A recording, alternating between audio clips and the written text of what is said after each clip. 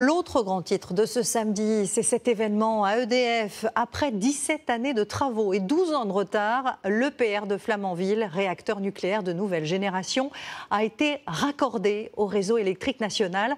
Moment d'émotion et de fierté pour les salariés et très bonne nouvelle pour la production française d'électricité. Thomas Jarion et Cassandre de Wagner.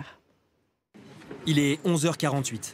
Une caméra d'EDF filme la salle de commande de l'EPR de Flamanville. FLA 3, lancement synchro-coupleur. Le réacteur commence son raccordement au réseau électrique national. Les ingénieurs scrutent leur écran. Et enfin, la bonne nouvelle.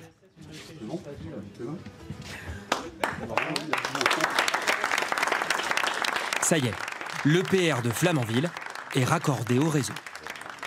J'ai le cœur qui bat à 200 à l'heure, la voix, j'ai la bouche toute sèche. Voilà, un grand moment d'émotion pour tout le monde. J'en tremble. Voilà.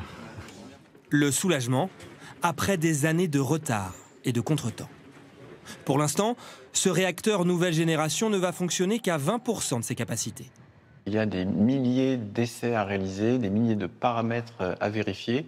Et on passe à l'étape suivante qu'une fois que tous les feux sont au vert. Ce n'est donc qu'à l'été 2025 que l'EPR devrait tourner à plein régime et produire assez d'électricité pour 2 millions de foyers. Pas de quoi baisser votre facture. En revanche, produire plus permet d'éviter les pénuries. Ça permet d'atténuer des prochaines crises et on n'aura pas des explosions de prix comme on a pu voir il y a quelques années. Avec Flamanville, EDF espère surtout apprendre de ses erreurs.